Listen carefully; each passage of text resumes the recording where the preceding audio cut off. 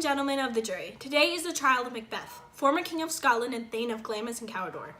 Please listen to the evidence before forming your opinions and making your final decisions. Macbeth was once a man of morals. He struggled to come to terms with the fact that he was thinking about killing the king. He argued with his wife on whether or not they should do it. However, he let his longing and desire overcome him. He murdered the king in his sleep while he was a guest at his home. Macbeth murdered an innocent man just so he could become king.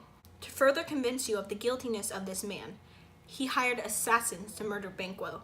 Macbeth remembered the prophecy of the witches and how they said that Banquo's sons would one day become king. Out of fear and paranoia, he hired assassins to kill just to ensure the throne in which he possessed only after murdering the previous king. Macbeth purposely killed former King Duncan of Scotland. He conspired with his wife, then went forth and committed the crime. Then blamed it all on his servants, all in the hopes to obtain more power.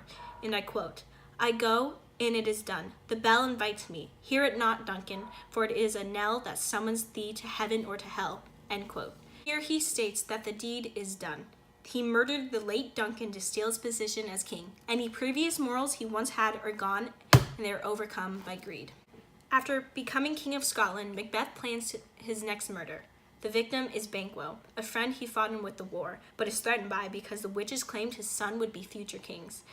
And I quote, "Your spirits shine through you. Within this hour at most, I'll advise you where to plant yourselves. Acquainted with the perfect spy, the time, the moment on't fort, must be done tonight, and something from the palace. Always thought that would require clearness.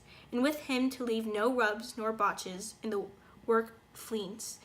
His son, that keeps him company, whose absence is no less material to me than his father's, must embrace the fate that dark hour. Resolve yourselves apart. I'll come to you anon." End quote. Here Macbeth displays his fear. Not only does he have Banquo killed because he's paranoid of his sons taking the crown, but he also fears the man himself. He's the only man Macbeth fears, and he wants him gone. Macbeth eventually became so overzealous with power that he completely brushed off the passing of his wife. And I quote, "She should have died hereafter. There would have been a time for such a word. Tomorrow and tomorrow and tomorrow creeps in this petty pace from day to day, to the last syllable of recorded time, and all our yesterdays have lighted fools the way the duty of dusty death. Out, out, brief candle. Life's but a walking shadow, a poor player that struts and frets his hour upon the stage, then is heard no more. It is the tale told by an idiot full of sound and fury, signifying nothing." End quote. His attitude has completely changed from the admirable man he once was. His ambition has evolved into the biggest flaw and corrupted him. He has lost everything that he once held dear and acts as if they mean nothing. Now all he cares about is power, and he ended up losing that too.